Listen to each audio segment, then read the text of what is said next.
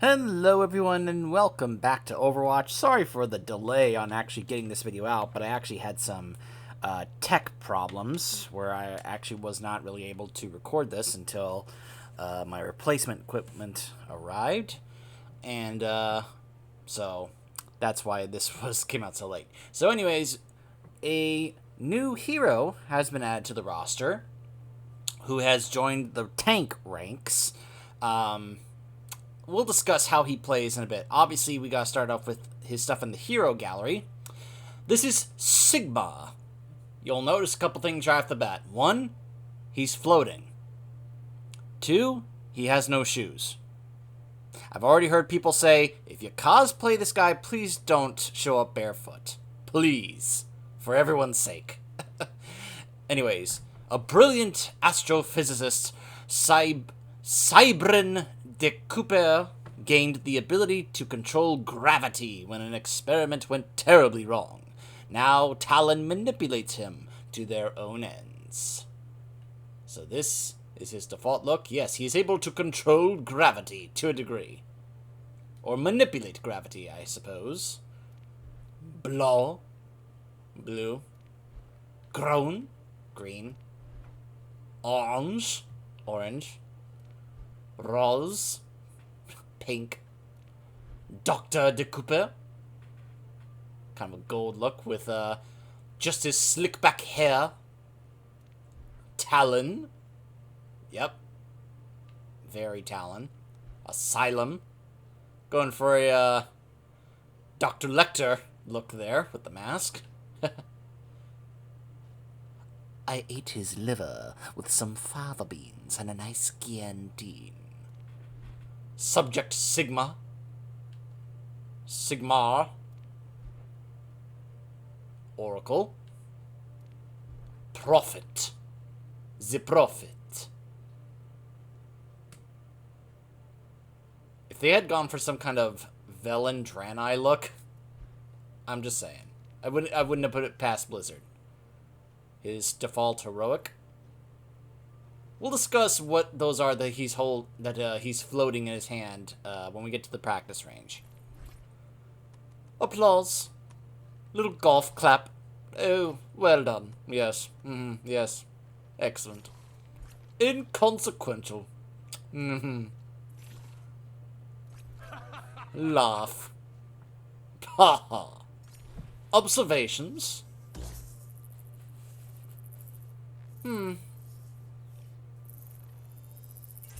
Interesting. Relaxation.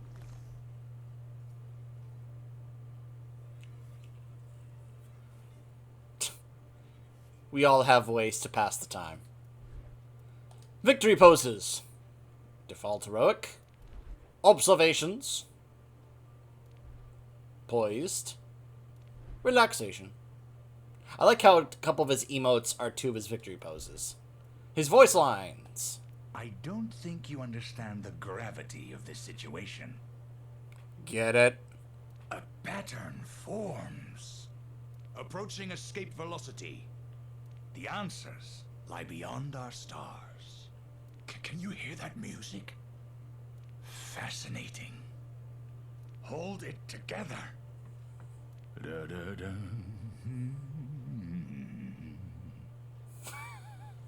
I like how it's just humming. Ha, ik weet het.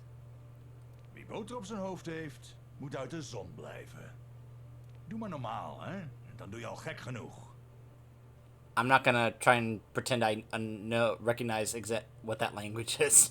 Many find the universe confusing. That's the beauty of it. Sprays. Once they load. There we go.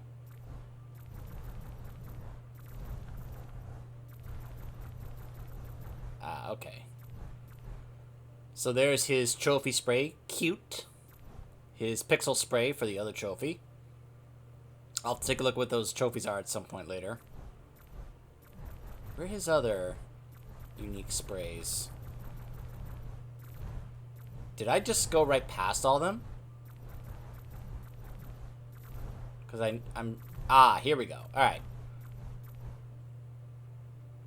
Accretion. Cerebral. Damage. Diagnosis. Ah! Flux. Fall. Escher. Equations, yes. Fractured. Galileo. Look, it's a bowling ball. Harnessed. Hypersphere. Rise. Night sky. Magic sharing. Icon. Schrodinger's cat. Sigma. Sigma's apple. Spaghettification. Zero gravity. Unstoppable force. Symphony. Yes. Highlight intros. Very classical. Yes. You can tell he's very much into the classic music. Accretion. I'll show it off, that ability, when we get to the range. Kinetic Grasp. That's another ability he has. And what comes up? This is his heroic. Yeah. And then these, of course, are his main weapons. They're his only weapons. And these are the golden ones. Alright. So now let's take a look at how he works. Let's go to the practice range.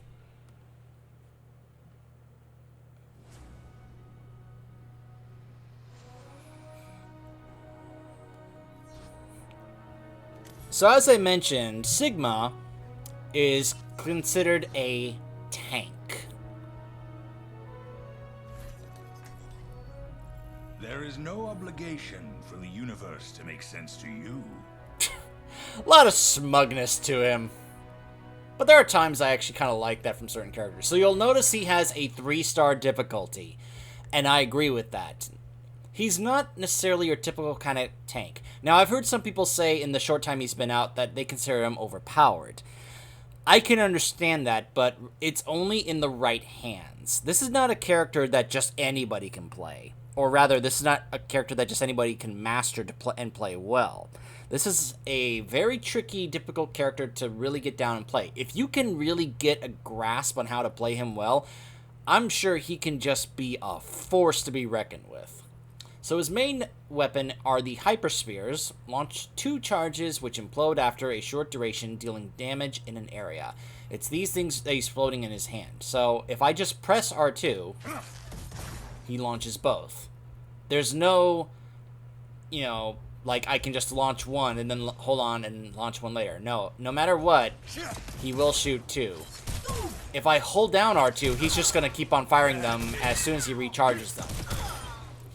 And you'll notice they have a very short recharge time.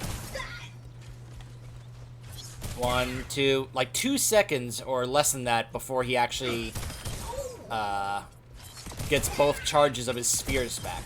So it's relatively fast firing, but, you'll also notice it bounces. So you can actually get these to ricochet off of the surface. Now, they only bounce once, because you'll notice they bounce once, and then they just explode in the air. Yeah. So if you want to try and do it like this... The mysteries of the universe are open to you. You can try and get another extra quick bounce in there if you want. And the AoE damage, you'll notice, is pretty decent.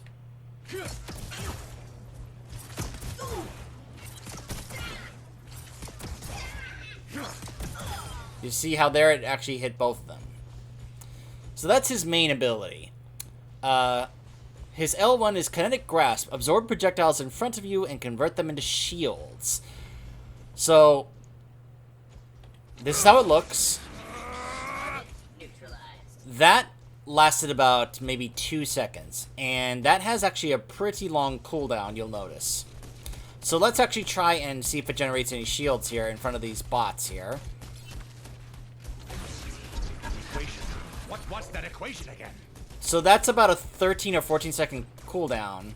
And getting blasts from these bots obviously is not really going to generate that much, but just imagine doing this in front of, yeah, see about 13 shields from just those couple of blasts there from that bot. His R1, Aggression. Gather a mass of debris and throw it at an enemy to knock them down.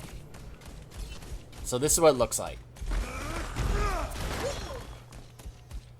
That is a 10-second cooldown. So they're up against that wall. Now I see this guy here. Now let's try and see how far this can reach. I'm way back here. Let's see. So I just missed it. So it's a pretty decent range, but you'll notice it just missed actually getting to him. So let's move up a little closer. Now that did come into contact with him, but didn't do that much damage and really didn't do that much of a knockback. Now let's see what happens if I do this right in his face. Like Newton and the apple. So obviously the railing interfered with the knockback. So let's try it where there's nothing. Oh, I gotta wait till he's like up on the platform or something like that. So that's a pretty, maybe a decent knockback, I think. I don't know how much, of a huge knockback you're going to be looking for with this, but it's still a knockback. And it still does a decent amount of damage. Remember, he's not an assassin, he's a tank, so don't expect to be doing that much damage with him. Obviously it's just an extra form of crowd control. Alright, his L2, this is interesting. Experimental barrier. Hold to propel a floating barrier. Release to stop. Press again to recall the barrier to you. So this is what it looks like. Observe the barrier. So you see that? Think of it as a, So if I hold this, it comes back to me, and then I can just keep holding it to reposition it. Retrieving the barrier. So I can be able to kind of put it forward to kind of position it. It's kind of similar to that of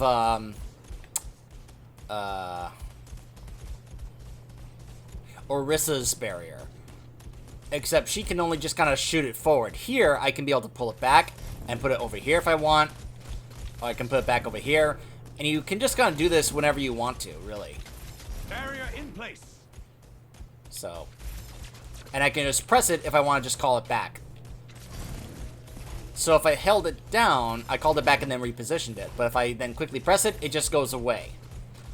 And you'll notice that's when the barrier can recharge. So similar to Reinhardt's barrier, if you want this to recharge after you see it's like starting to lose some of its barrier strength, you'll notice it's going down here. So as soon as I call it back, look at the barrier strength down there. That's when it starts to recharge. Very similar to when Reinhardt has to bring his barrier down. So kind of a combination between Orisa and Reinhardt in terms of the functionality of the barrier for the shield. Now let's discuss his ult.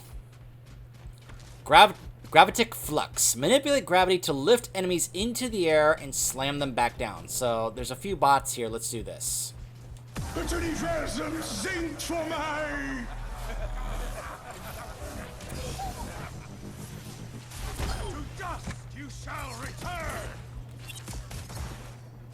So I do want to point out that when he's doing that, you are like up in the air and of course drawing attention to yourself. Kind of similar to how Farah does when she does Justice, up in the air. You're going to draw attention to yourself and they're going to start focusing on you while you're floating up there in the air. Going to try and see if I can recharge this quickly to Observe the barrier. trying to get another charge of this.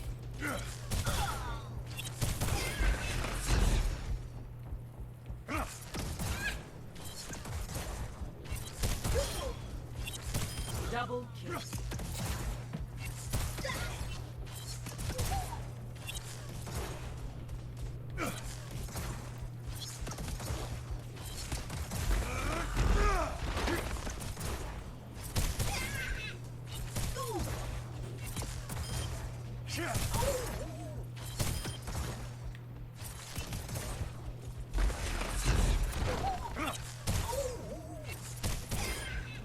just so simple.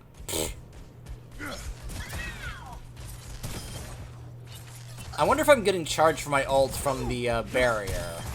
I don't know if I am or not. Back to me. Give me a moment to think. Alright, so here we go again. Now you'll notice I can just kind of keep on moving around. I can just keep on floating in midair, because of course I can, because I manipulate gravity.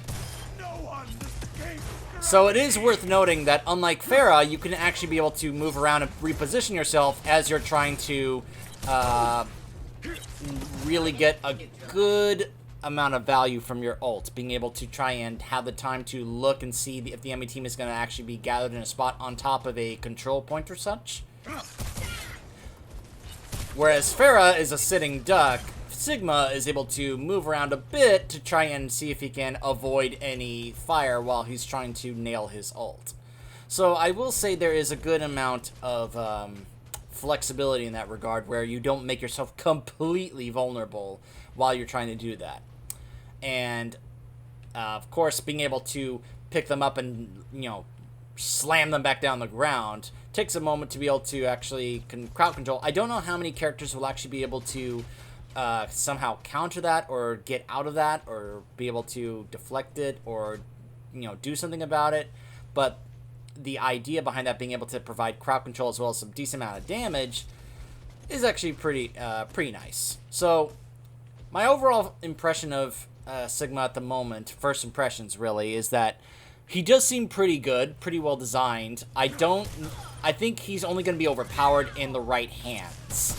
I don't think just anybody can be able to just hop into Sigma and just be able to just dominate, okay? I think that if you have a really skilled player, I think Sigma can make a lot of really good things happen, especially with certain kind of combinations. I'm sure there's already a number of different combinations that are being worked on, practiced, considered by various different players and such, to see how well they can be able to get the most value and efficiency out of Sigma, or rather a comp that features Sigma, and how well he's going to complement other players, or rather other characters, and how well they are going to complement him.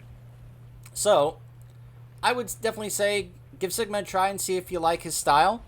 If he's not your, you know, I can already tell you, this is not really a character I'm going to be playing regularly. This is not the kind of tank that I would be playing. I'll more than likely still be playing either Reinhardt or Orisa, or even Roadhog or Winston, but I'll let someone else play Sigma. If someone says, I want to play Sigma, I'm like, go ahead, by all means. I'm sure you'll be able to do better with him than I will, so that's my impression of Sigma, and I will see you guys next time.